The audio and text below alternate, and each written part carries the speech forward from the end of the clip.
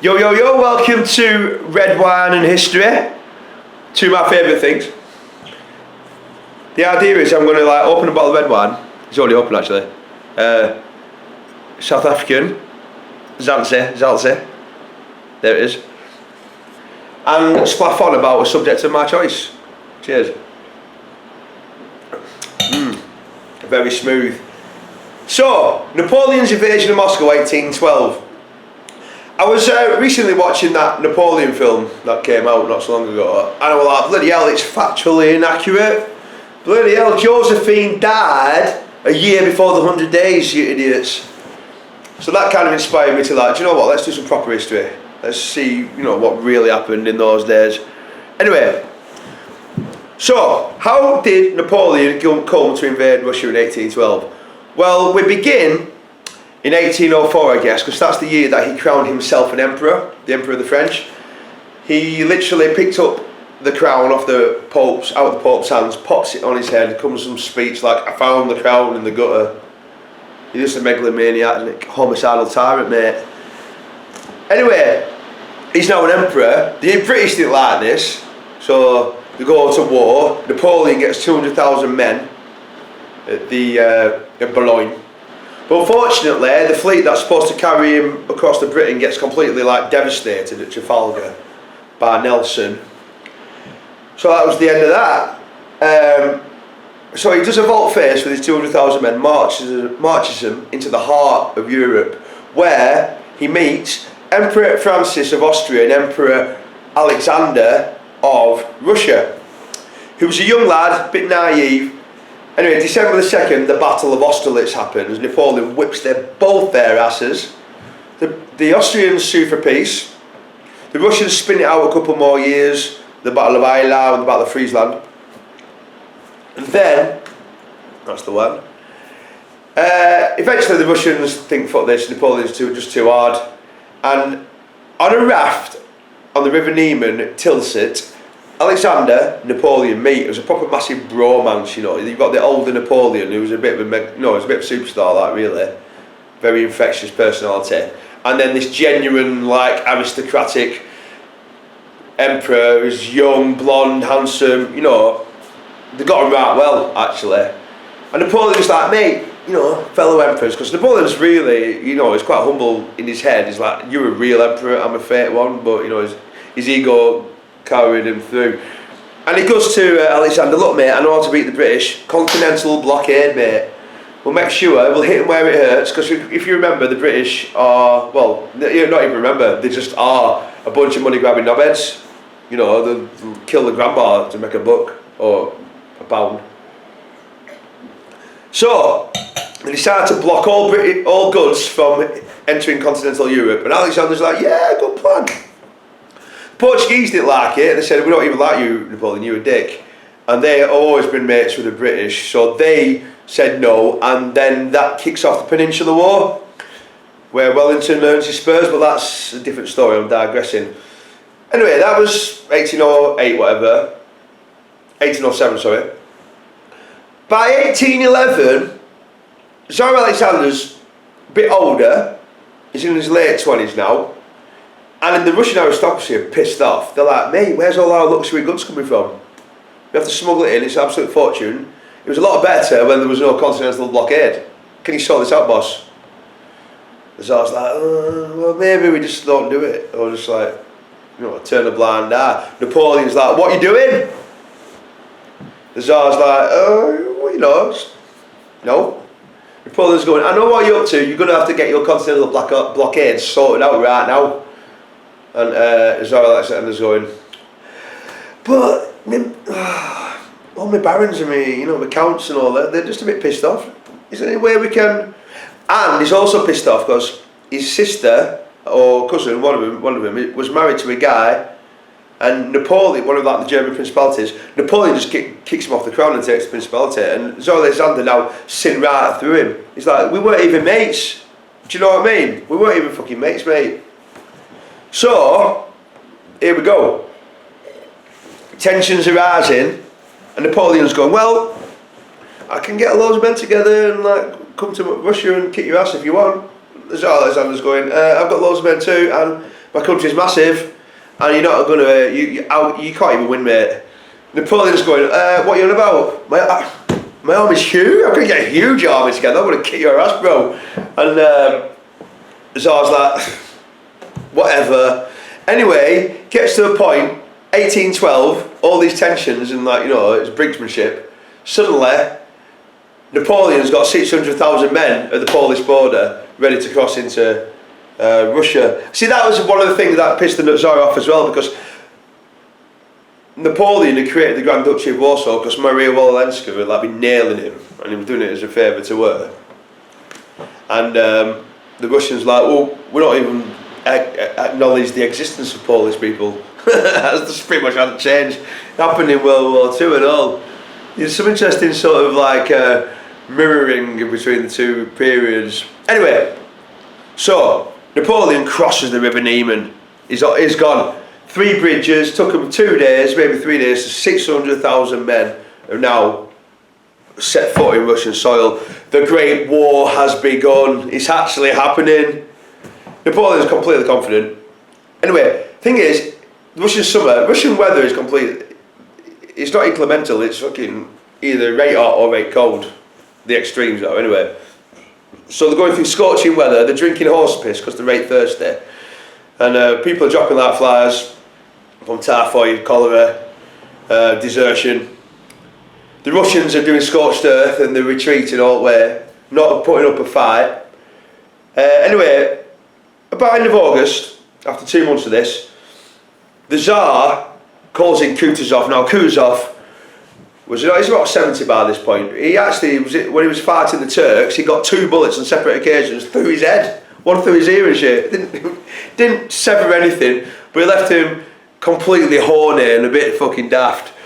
But he knew how to fight a battle like sort of like Bernard Montgomery style, just patience and, you know, superiority of force in the right places.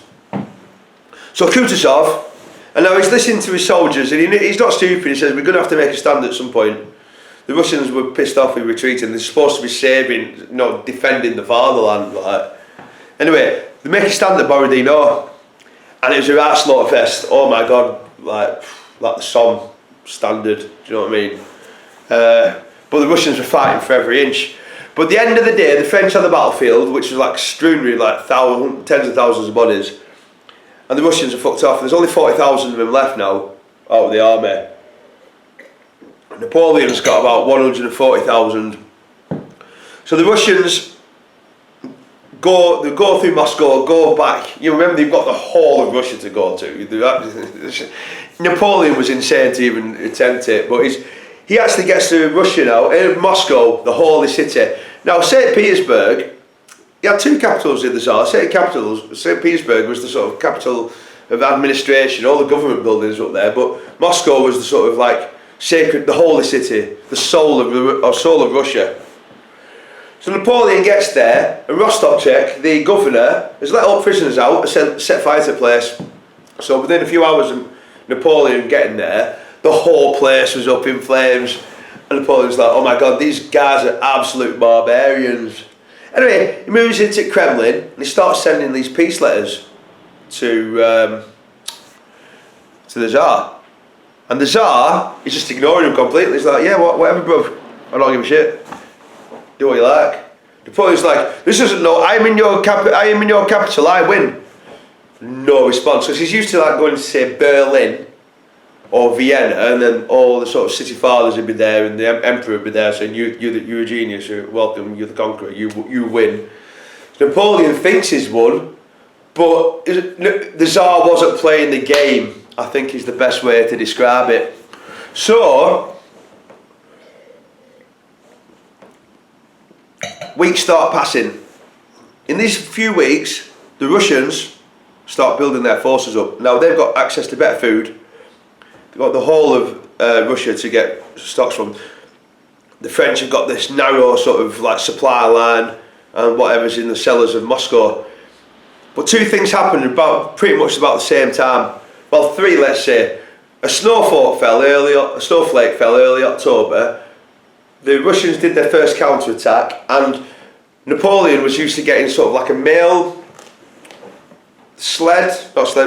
mailbox through every day or whatever, because he's trying to run the empire still, and he got intercepted by Cossacks. And his like connection in the days before email and phones and shit, his connection to Paris is now been severed. Only one day, but it was enough for him to go, right, let's go home. Finally, but they've been trying to blag his head for like weeks. He said, we need to get out of this shit. This Russian winter's coming. Korenko, his aide de camp, who was an ambassador who experienced the Russian winter. It's like, mate, you need to get out of here right now. This is September. You're there for 5 weeks.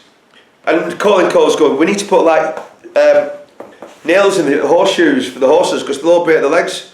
Napoleon was like, what are you on about? Because it was unseasonably warm autumn, which basically Napoleon's like, it's warmer than fucking France right now this time of year.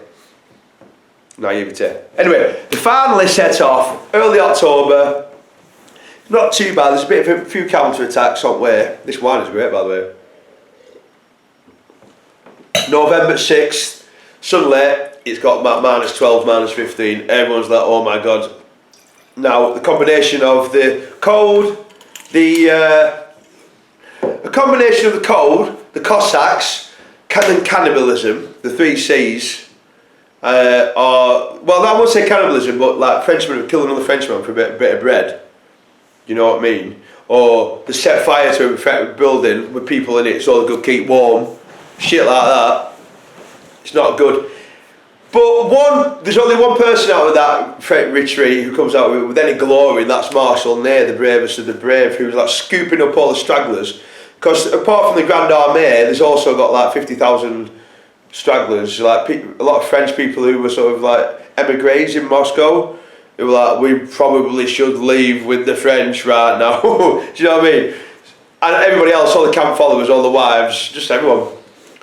More mouths to feed, by the way.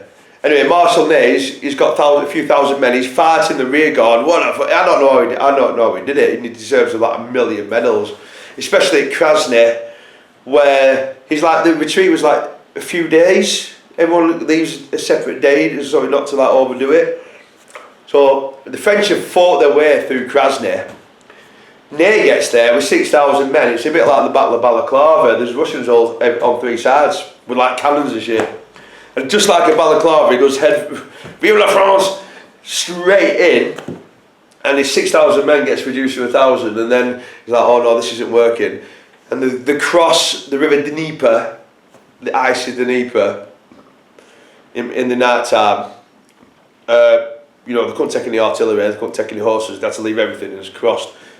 And like about 900 of them got back out of the 6,000 who were alive 24 hours before. But then he just kept fighting all the way back. Anyway, so they've gone through there.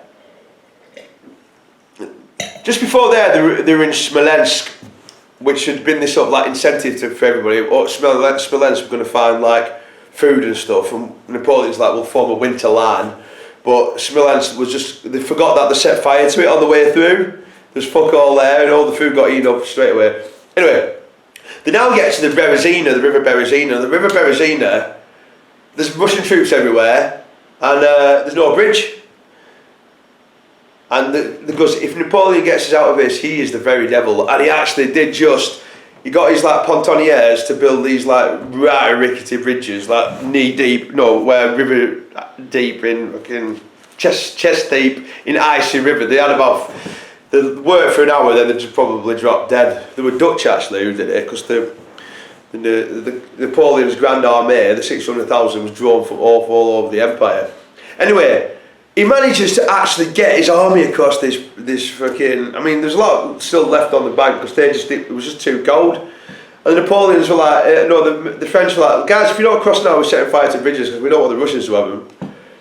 The guys were like, we ain't going up there, it's fucking freezing. Do it in the morning. By which time they burnt the bridges. So not everyone got across, but a lot did.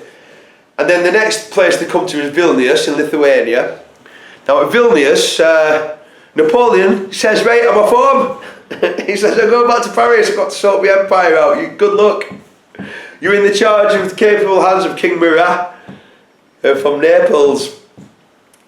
And King Murat was a complete imbecile, and he's like, well, he was very good, very brave, but he shouldn't have been leading an army. He was married to Napoleon's sister.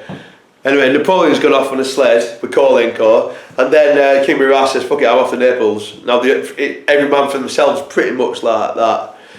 And then they just keep marching to the border, and this is when it gets really cold, like early December, like minus 30 degrees. It's amazing that anyone survived. Like, you've got these fresh troops coming up from Naples, actually, part of Murat's boys. Imagine these 1,000 very handsome 21-year-old Italian lads from south of Italy, dressed at nines, turn up. 500 of them died first night, the other 500 died second night, because the rest of the army were like covered in sort of bearskins and every bit of food, clothing that they couldn't find, and they got used to the cold. These guys were completely decimated, masticated by the Russian winter. Anyway, finally, not a few days after that, they get back to the River Niemen, and all the guard, of the 600,000, there might have only been about 10,000 left by now, I'd say. 20. There's a few reinforcements, but of the people who set off, about 10,000 are back. You know, it's completely destroyed the Grand Army. 590,000 people, a lot of fucking people. And the last one to cross the the Niemen was Marshal Ney.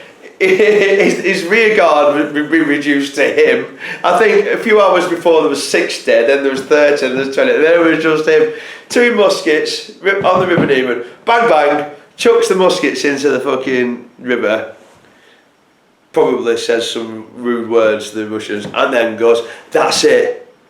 So of the 600,000 men, 10,000 are back. Ney is the last one. The Russians have evicted the invader from the holy soil of Russia,